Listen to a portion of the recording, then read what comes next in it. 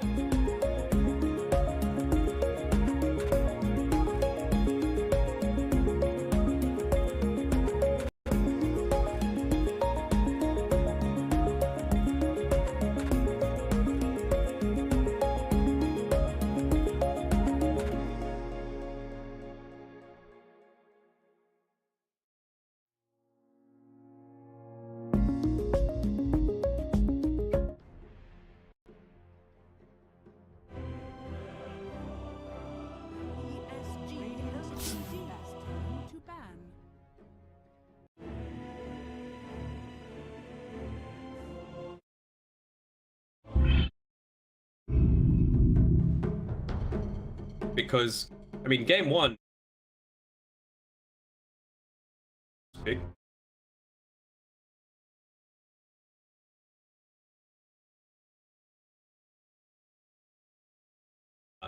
This time around, they go for the super early. I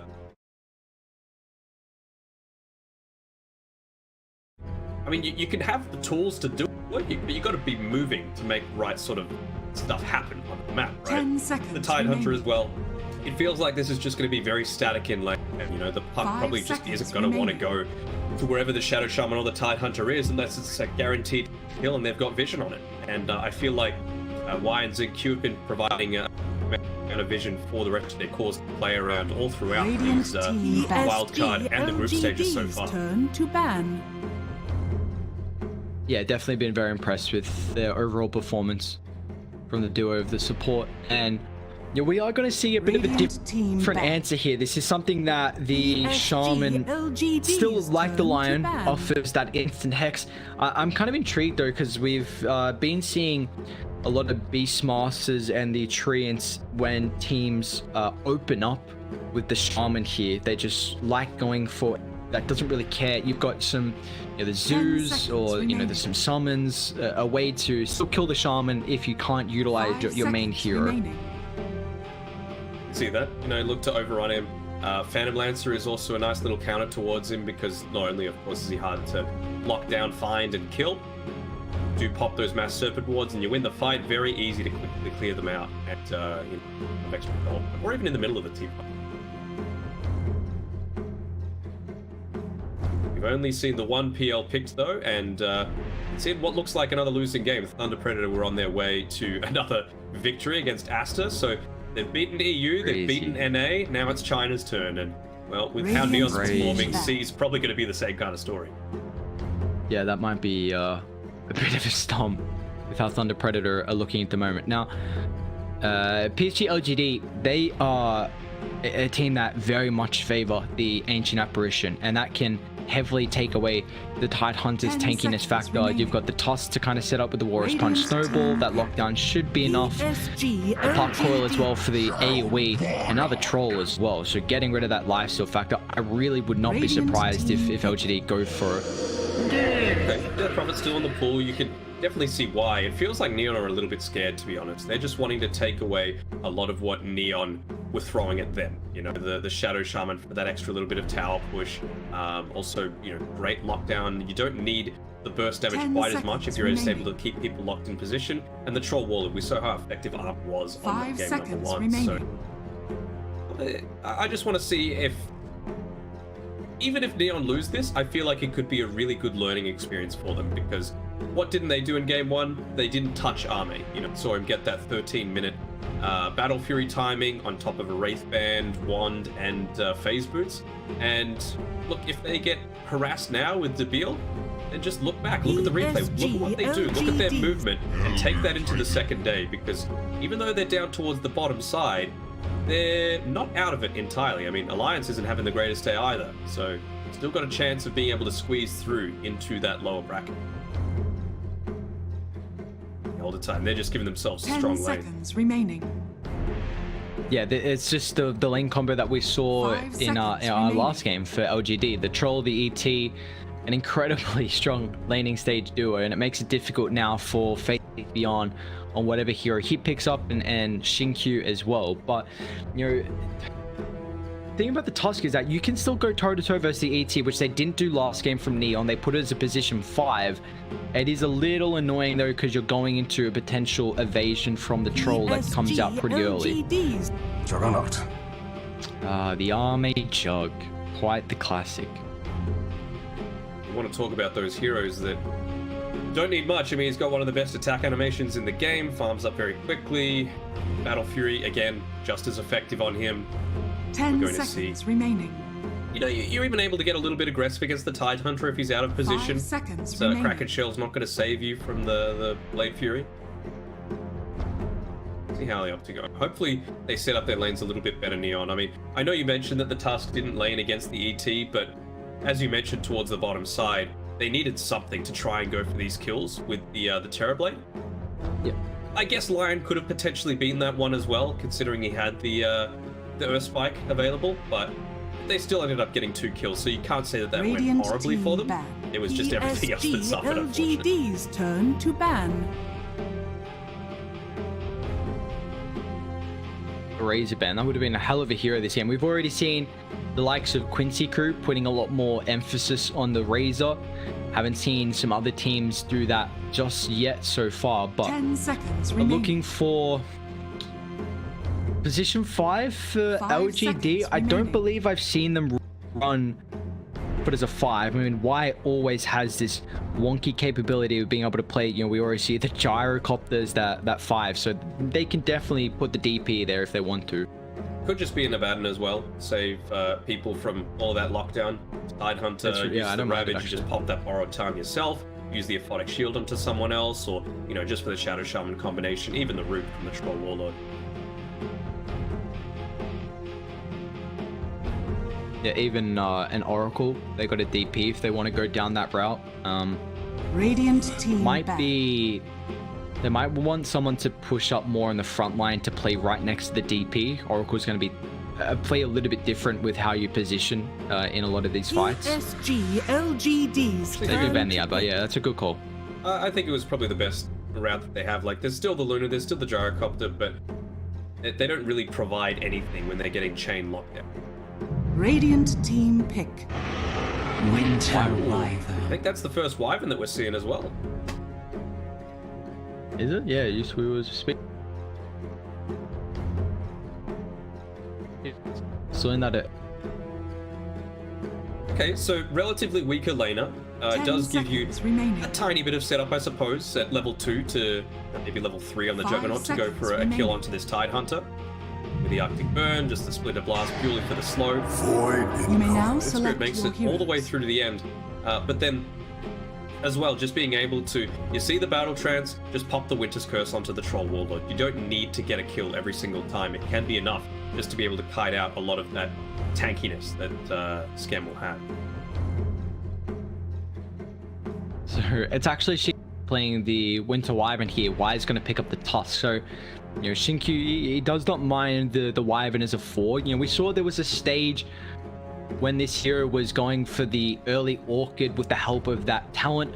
That was mainly when the change to the curse came out, where your damage was still involved Affecting, through the yeah. curse. Yeah.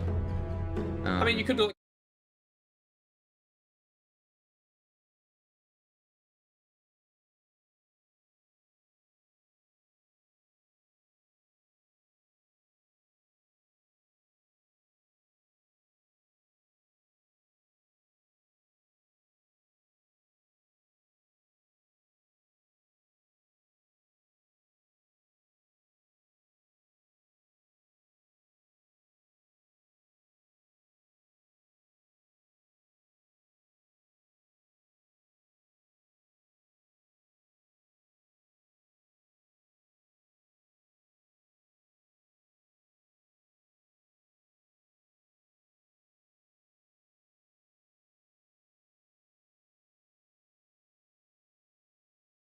On the new player experience, he's got the, this is the technical term, the shitty wizard emotes. So, got the GLHF.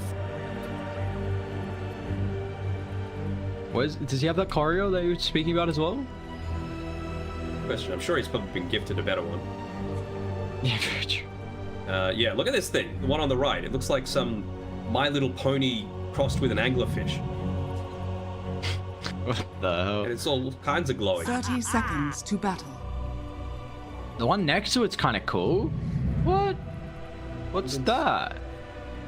Tusky type thing? Yeah. Vici Gaming. They're using a Vici courier. Oh no. Flying in the old sigil, I think, that the Vici Gaming Tusk used to have. That's I haven't not seen that choreo. That's really cool. Yeah, China gets all this cool stuff. The battle They begins. even got 2 baby Roshans. You know, I used to say, always at the start of the game, I'd look to see who's got more baby Roshans, and I'd be like, right, that's the team to win. You got more baby Roshas than... I'm a fanatic for baby Roshans. They are just... I mean, yeah, again, the expensive couriers, but there's a reason why. They look so goddamn good. I'm very partial to, I don't use it, but Pluckle's the Brave, just the old chicken running around, like he's got a real strut when he's delivering his items, you know? I think that's the one thing that Dota's always done well. Cosmetics, of course, everyone has some cool sets that, and people like collecting too. So I really think that is the one thing that they've done a lot of things well, but at least better than some other games. We'll look to try and take out this courier with Januel. We'll be able to catch up to it with the boots of speed, so that's a nice little sentry ward that he's been able to remove. Innocence, he's still going to get the block off this camp, and we can see the difference here, right? You've got a very strong lane in the Troll and the Elder Titan, and instead of just wanting to contest straight into it, Innocence makes sure to pull it right down next to the tower, so it's going to be a lot easier for Faith Beyond to farm, get those first few key levels that he needs to survive if he does. Yeah, and you see they've actually switched the setup. It's the position 4 playing with Arme with the Winter Wyvern, and then the Tusk down bot is... No, I think it was if he was just a little bit shorter on the cooldown there, so maybe just some miscoms there coming through from Xingqiu and Arme. It's going to be another 40 seconds now until they can try and make something like that happen again. Yeah, but they've got a lot of potential to kill the Tide in this lane. You have the percent damage coming through, 6%. The health burn level 1 with the Arctic burn. The Blade Fury magic damage is a lot as well. The rapid handle. Yeah, Xingqiu might end up giving away first blood. Tries to play around with the Fairy Fire attempt, but that will not be enough as Play Hard picks that one up for Neon. Start. He's skewing a little bit more in his favor. Looking on to Faith Beyond, only the 1 point of the Spirit Siphon so far. That's why it's so important to get those levels into him. Either so that he can be spamming out that Crypt Swarm to make sure that he's getting the subsequent levels, or just the extra charge into this Titan. So go on him, he's not getting more.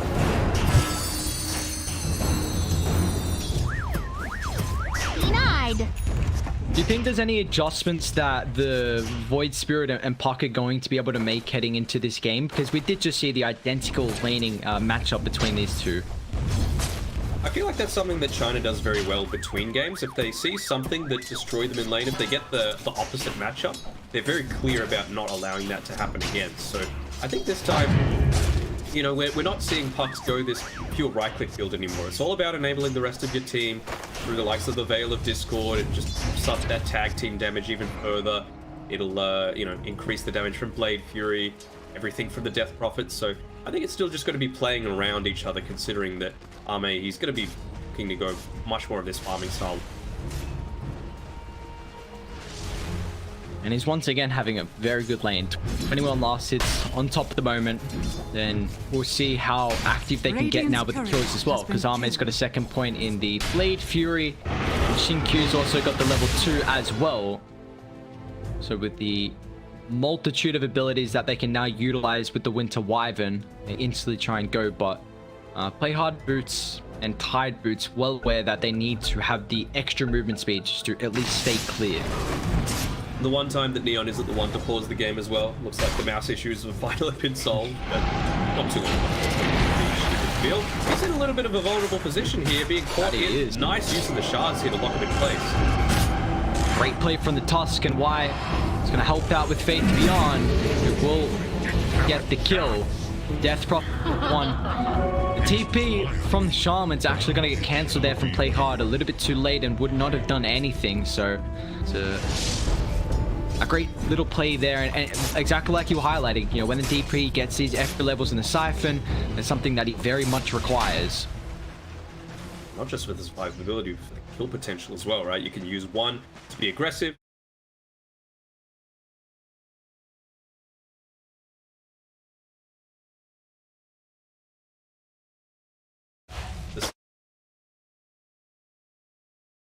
And join him.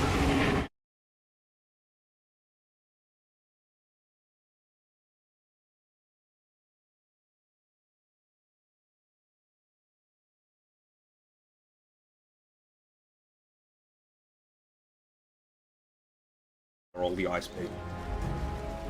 Task actually. Shards as well. Rapid's just going to go for an instant TP. Got it.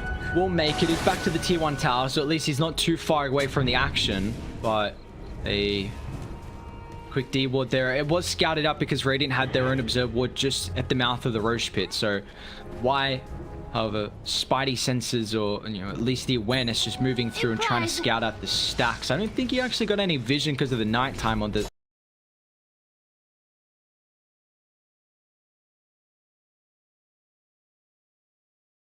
from the action, but a quick D ward there. It was scouted up because Radiant had their own observe ward just at the mouth of the Roche pit. So why, however, Spidey senses, or you know, at least the awareness, just moving through and trying to scout out the stacks. I don't think he actually got any vision because of the nighttime on the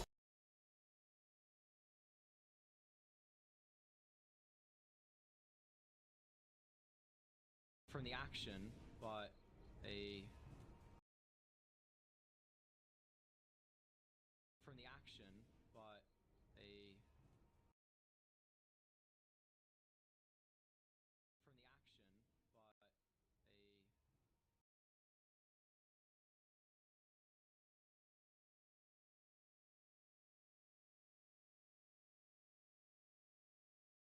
from the action,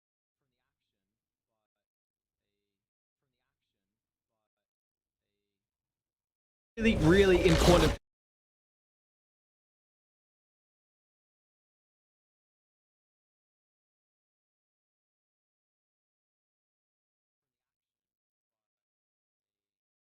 That's the real question. Why haven't better heroes? Really important.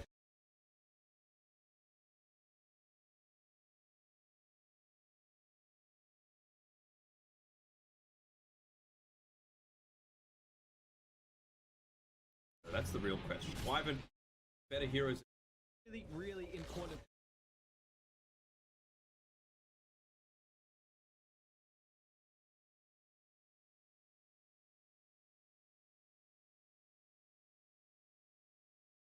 That's the real question. Why haven't better heroes? Really important.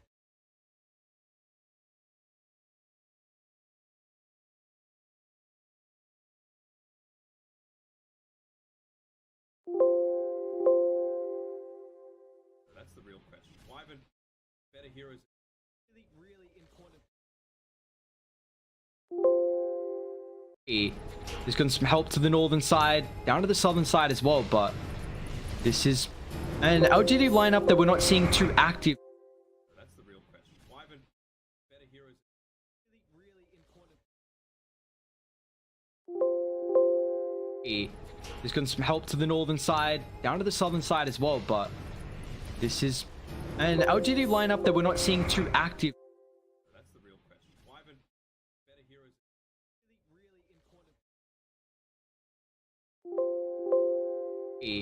There's gotten some help to the northern side, down to the southern side as well, but this is an LGD lineup that we're not seeing too active. That's the real question. Why haven't better heroes? I don't think they're going to want to commit it just to kill. There's gotten some help to the northern side, down to the southern side as well, but this in seconds. So we'll see how LGD are going to continue. They're too far away. The tier 1 mid and tier 1 bot is pretty much dead middle. So the help a little bit too slow there, but they will at least have 2 heroes by the bounty. And Rappi's actually going to move on forward straight into 2 ultimates. The silence preventing any Ravage opportunity. He's got it up and ready and available, but there is absolutely no backup to make it worthwhile for himself. As meanwhile, Xinkyu will still drop. Yopaj finds a nice kill. It's not the worst. You know, you force out the exorcism on Faith Beyond. They're not going to be able to use it. Not he might. Bit uncharacteristic. No Winter's Curse. You were in a clear line to be able to take this tier 1 tower with relative ease. Radiant's bottom tower is under attack. He's getting close to his Yule Scepter though, so you're not going to need the Shadow Shaman wards to be able to get a lot of these kills. Tim on his own can set up. Allow that Shackles to be used on secondary targets coming. You got a lot of burst damage that can...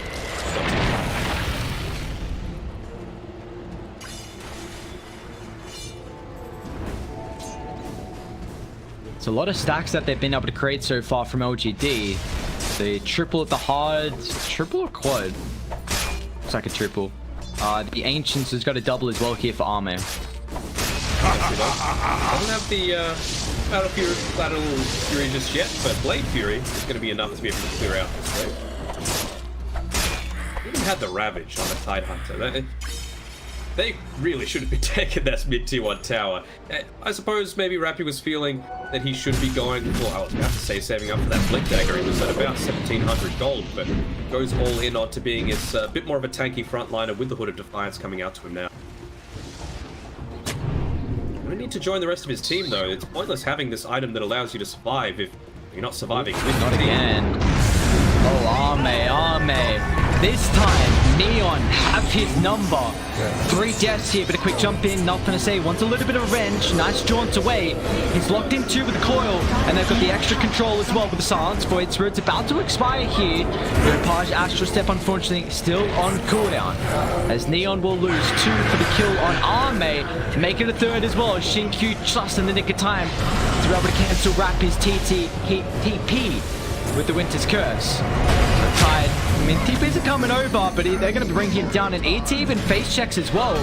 The build's showing up, but what can the Troll Wallet really do at the moment? One more smackdown. He's got so much damage, plus 251 for Januel that now expires. Shit, triple kill for Faith Beyond. Yeah, it just kind of felt like they were trickling in bit by bit there, and I don't know, I feel like he was very happy to use the Mass Serpent wards to try and go for a kill on this bot lane, but he had it up available after he got out of that Dream Coil and Waning Rift Silence and didn't choose to drop it in the Tricam area, so potentially a few more kills left on the wayside, and that Hood of Defiance, not really effective at all, right? It was used to try and sustain himself for a little bit longer, but what you need to be as this Tide is this front-lining presence in the team fight alongside your Ravage. We haven't seen a Ravage used just yet. I feel like at the 14-minute mark, we're up against this Arme Juggernaut. He's going to be farming. I mean, they're about at the same level, the Troll and the Jug. To make much more happen. This is the play that we needed to see. We needed to take away this tier 1 tower from LGD. And I like the wraparound as well. Rappy can stand his ground, especially with the help of the Serpent Wards too. That early tier 1 tower, I mean, again, it probably, like you were saying, should have been claimed a little bit earlier, but at least about to be 15 minutes in, it will give them opportunity now to continue to make these aggressive movements like they have on Arme. Let's spot him out one more time though. They have to be thinking, well, Arme isn't able to just summon gold out of thin air. He has to be taking super aggressive farm if he's going to be finding these really early timings. So they lose their tier 1 tower, and you oftentimes think, well, we don't want to go to that lane. There's no way to save. The only reason you might want to is if you've got a few people with you, you know, the full gank squad. Time they've done it, they've been able to get a kill onto the Jug. Mid lane, DP.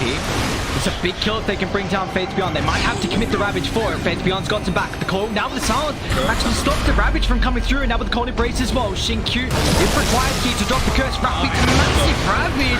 On to 3 with a combination of the Elder Tide and Ultimate, but the Winter's Curse now disrupting the Snowball forward as well. Faith Beyond still alive and another silence, man. LGD turn it around. They find 3. And Now Neon have to retreat away, but they've got the cash. Yopaj has still got another yours available, his own yours. Actually use it aggressively on top of Y. A follow-up stance once again. The story of that team fight there. They've got a bit deep though to build. Gets a nice route. They're going to back. Furion has he overstepped a bit too far. Fate's beyond 2 seconds for another use of the Yours Scepter. Resonant Pulse just out of range. And now Fateon gets away. It all started with them trying to bring down the Death Prophet. And somehow Fateon makes it away with his life. I hate this fast bastard. He's just taking whatever the hell he wants. Why does he move so fast? Why is his base moving straight 335? Where are my answers? It just feels like another game of almost coming from Neon, you know. If only they were able to do this. I mean, it was a great initiation, great combination together. The Ravage in combination together with the Earth Splitter, but just no follow-up, you know. They didn't have the key items. The Ag Scepter, for example, if they went for that kind of rush on the Void Spirit instead, would have turned the fight in their favor. I mean, what? Those silences from LGD, we are really seeing the value of these AoE silences. You know, Death Prophet 3 seconds at level 1. You know, Puck gets 3.5 seconds maxed out. It's just, there's no way they can deal with it this early on from Neon, and it just disrupted them. Even though it was such a great Ravage ET combo, you see the snowball in the nick of time, Shinkyu just in the great positioning as well. It was just all in all some great usage of abilities, but wasn't enough in the tank for Neon, and now they might be under pressure of a smoke gang. Radiant are scanning. A lot of big ultimates we use. Still 20 seconds until that Ravage is available, so Rappy's just staying down on this bottom side, making sure to be very efficient with his farming. Always also got the threat of the Roche going down. You've got a Juggernaut, you've got the tag team, and that healer board able to be used as well. 12 on the DP2, so that Exorcism is now going to be doing double the damage in the next fight.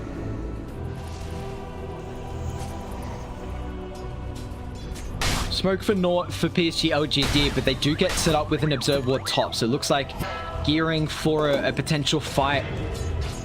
Getting set up by the Leg Dagger, now available on the Tide. All grouped together, they're going to have this Invis rune picked up. Here we go. Picking up a little bit.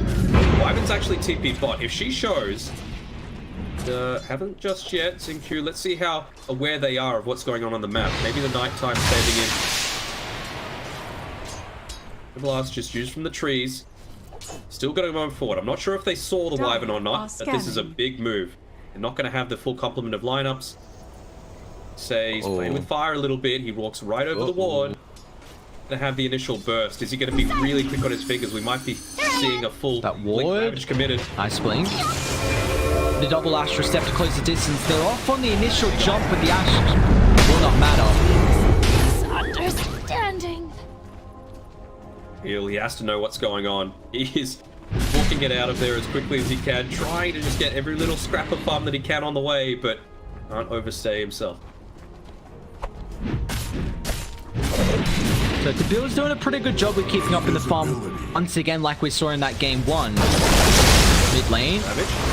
Ravage gonna get committed along with the Earth Splitter Pulp as well. Dropped in circles, everything dropped on Arme, and this time there is no answers that LGD are able to dish out here. Curse not available. Well, he's got it up, but he wasn't able to pop it there fast enough, and neither was the snowball. Why? Nice attempt with the shards TP out. Would have been able to follow up onto that, but the wards actually end up trapping Yopaj, so he's not there to get close enough to get the secondary 8th Remnant off into the trees. Wraith beyond. Actually committing this Exorcism. Well, Puck's nearby, nothing to say. Look at the Dagon burst potential as well. Faith Beyond now protected with Yours Scepter. Still hasn't used many Spirit Siphon charges, and that's actually going to cost him his life there.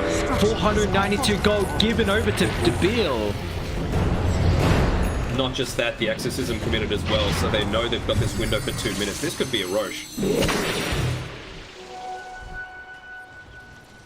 Able to secure all of the bounty runes again. Top side, they're trying to contest it a little bit here with Y. It's Tim on his own. Are coming.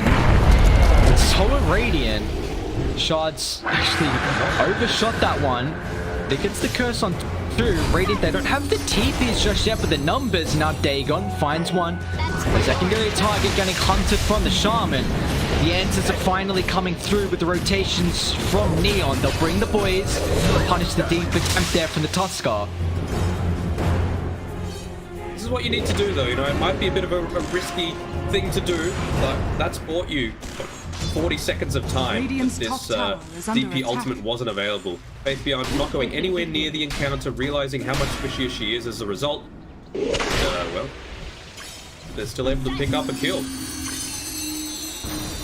Radiant's middle I'm tower surprised is this under one's still up, attack. but eventually it'll fall. Radiant's The 21-minute mark, structures still are fortified. yet to have the Ravage back off cooldown, no Mass Serpent wards. I feel like they need everything if they're going to try and contest into LGD. Radiant's middle Those tower little has mistakes that you fallen. need to take advantage of. You know, we've seen Neon make a few, LGD finally making one.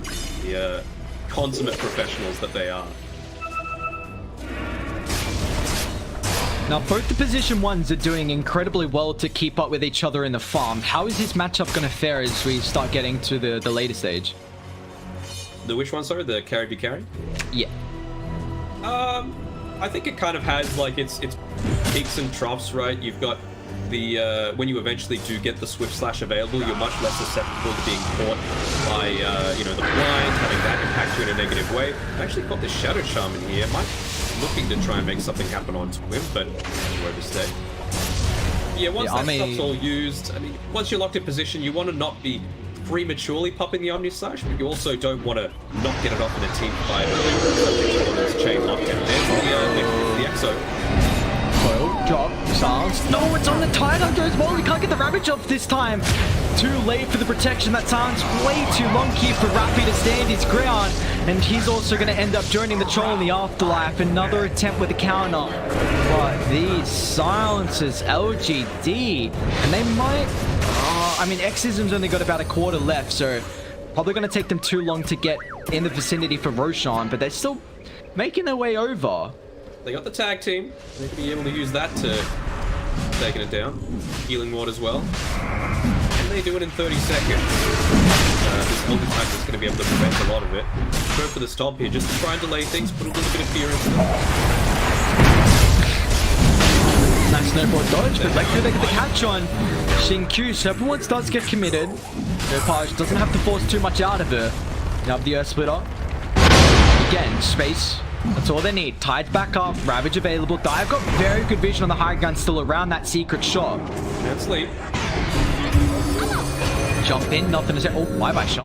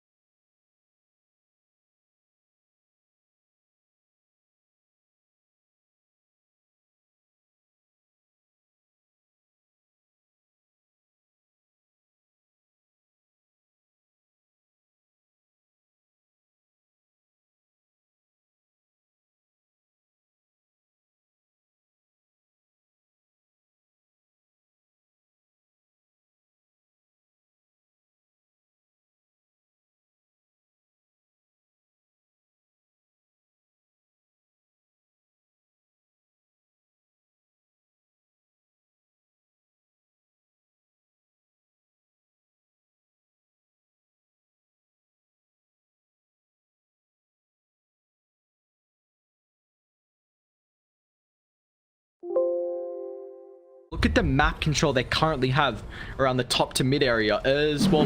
Bill? What is this movement? From Faith.Lgd, the rest of the team going to be so slow to get there. BKB is well used for Debil. And now they see the rest of Radiant. They're outside the base.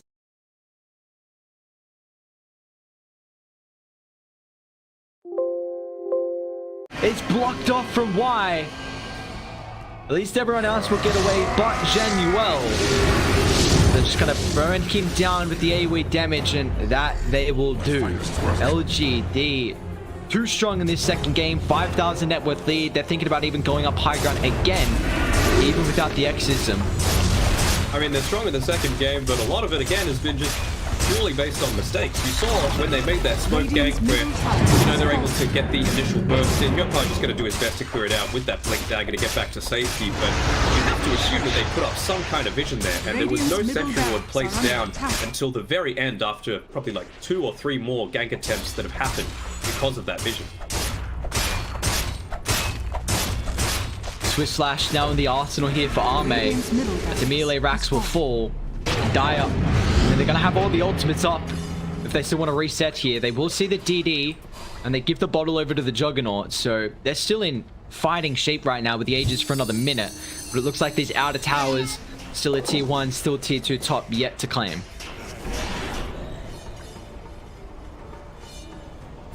Now, we don't really see many heroes that go for the Aghanims and the Shards so early. But the Juggernaut, these 2 extra items that you can pick up, it's just so stupidly strong.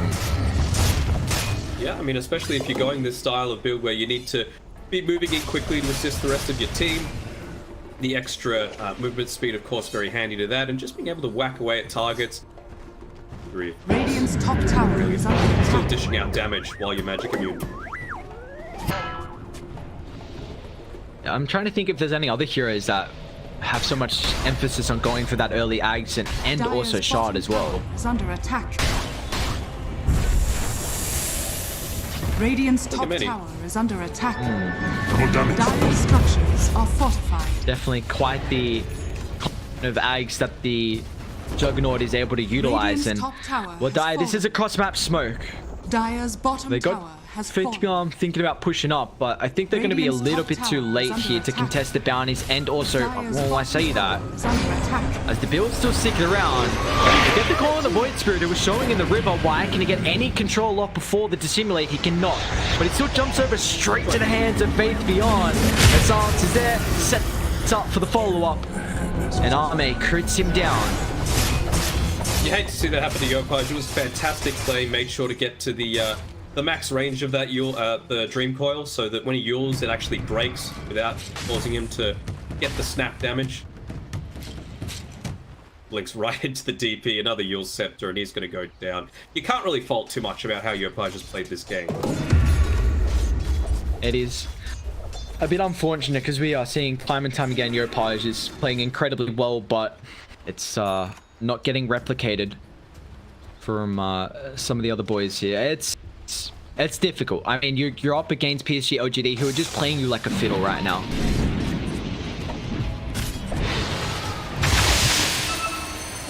I just want to know what this Arcane Blink is meant to accomplish for Tide Hunter. You know, yes, it gives you a lot less cooldown once you do pick it up, but it feels like you've basically got 1 fight left, so I'm not sure how that's going to impact. Radiant A little low on the mana. That's the only souls that they can have here with Faith.Lgd sitting very low. Radiant's bottom tower We're is under for a bit of a attack. wrap bounce here with Rappy round. Puns. There they go. Yeah, we haven't been saying too many puns. They are really far away from the team. JVC is going to... Oh, Rapid. Dropping the Ravage, but a quick BKB from Faith.Lgd. Now with the counter up. Yopaj just cut an extra silence. But nicely done as well, controlling up the Winter Violence, so there's no curse factor. The build, Battle Trance, BKB pop, but is unable to lock in Arme thanks to the shot. He's moving incredibly fast now with the BKB over along the ultimates. The build, they just chuck everything. Juggernaut instantly evaporates the troll. Warlord, no buybacks available. He's found the target of Rappy as well. Able to blink up from Curse, but Arme can continue hunting as meanwhile inside the base, Faith.Lgd along with nothing to set. They gone out, but Spirit protected for a little while, but it's still gonna actually make it back inside the fountain. As all in all, it's a 2-for-1, but it's a big target getting rid of the Troll Warlord. And now they make the third as well. 2-for-1, but it's a 2-and-5 in Troll Warlord. Yopaj? Yeah. Been going for that, a little bit of extra kill. Great reaction times with the Glimmer Cape to prevent that extra damage. Radiant's bottom barracks are under attack. Taking out just those 2 creeps, not good enough to kick in the backdoor protection. Still got this half creep wave, the melee boys. They're hitting away.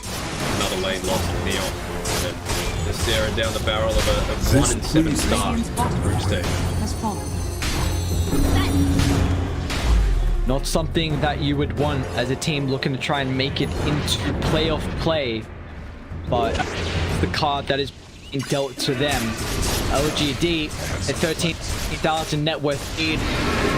Well, can't blink, but you don't have Ravage, so. That's a thing.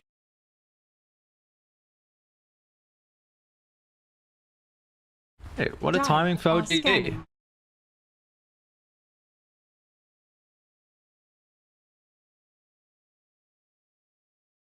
Test this one. Like we've been saying before, it doesn't feel like, you know, the future games for Neon, there's no hope, basically, right? Because we pointed out 2 very clear options where they could have taken a fight that would have resulted in a very different outcome from what we're seeing right now. You know, not going for that Mass Serpent Wards onto the mid tier 1 turret. It's the 8-minute mark. Let's the Juggernaut farm that much heavier. That's smart. In the safety, instead uses it for a failed gank attempt at gives Jug actually a lot more gold from being able to kill the Shaman and farm up. And then that first Roche as well, right? Like, they don't go on it with no exorcism available, and they had everything off. Just back through, nothing to say. Smashes the face. Just trying to burst down the Shadow Shaman. Nicole getting popped is going to be able to do so successfully. Outside the base, Yopaj trying to disrupt the Winter Wyvern backline. Rappy at least gets a TPA, so they still have the Tide Hunter to be able to utilize for this fight. But now once again, Nicole and Embrace, Shinkyu, perfect positioning. They're going to blink forward and now dropping the ult with Rappy. There we go. With Ravage, finding 3. They deal with the Winter Wyvern, but still Army ready to rock and roll. He's got the Aegis, quick stance, gets rid of the Shackles here. And on Neon, they're blowing everything. To build BKB battle transfers, cutting outside the base. Gage is going to get dipped down here. Yopaj still in fighting condition. Snowball defensively, Echo Stomp. Nice combination here. Remnant as well, but Yopaj is going to be careful. Astral Step still available. Gets to simulate back to safety here. And now down to the western side. Actually, nothing to say. He's going to get caught out. The quick phase shift once again. Playing with fire right now, OGD. Everyone's still alive in this game. Couple of buybacks forced out, couple of big ultimates as well. Psg.Lgd still continue to go. Oh, the shot's there. Yours, boys, got a blink. We'll be able to get away. Juggernaut's the big factor though. Just the Juggernaut. He's the one. He's the one that's just going to be standing in on the front lines, slowly taking out these towers, doing the right-click damage onto the creep wave as well. They're going to reset. Why? They've been burned too many times, LGD, from hitting barracks or hitting ancients when they packed up, waited for cooldowns, and they're gone again. By doing this, Dream Coil's available. They can make the play happen right now. Radiant. They need to do something about the supports. Ivan Tusk providing them too much defensive factor, limiting a lot of this initial jump to burst the hero down. Because you're not going to kill the Jug to start the fight if there's a Wyvern and Tusk to prevent that. Wants to build. He doesn't have that factor. He's got no defensive support, so he's just going to end up falling. He's got a buyback available, but LGD, they barely committed anything for that. He's going to have to buy back. If you don't buy back, you're losing Megan. May as well do it now, my good sir, and he will indeed. TP straight in front of them. With nothing to say but a quick charge. Prevents the Shaman lockdown, so allows Psg.Lgd to reset. But after Ravage once again, Rapid fights through with the Earth Resist. Fight there, looking for here. Jug gets melted. The Snowball, caught Embrace a little bit too late. LGD, though, still able to turn. Finally, the curse going to come through from Shinkyu. Troll Wall is able to kill off his own teammate, but he still wants to take the battle straight to them. As Shinkyu bashed up Will Bull. It's all or nothing to say in Death Prophet, as they're still sticking around, actually putting Radiant back inside the base. It's like a heavy price to pay, though. You know, you still got Exorcism, only the range tracks left. You force the buyback, and still going to be Team is about to get Megan. Dagon. Night Hunter. Yopaj gets a nice silence. Is there any extra control? 1-2, Bill. Doesn't have a way to get rid of the coil stun. He's just going to move on forward without BKB or Battle Trance. But it is Mega Creep Gaming. They've already lost the tier 4 tower. Meanwhile, through all the action, esports, I mean, OB Neon. It's a tricky one to come back. Mega Creeps now. Yeah. What's Gaben say? 98%. The whole bunch of punch. Wait for it to update. I don't think Mega Creeps is updated yet.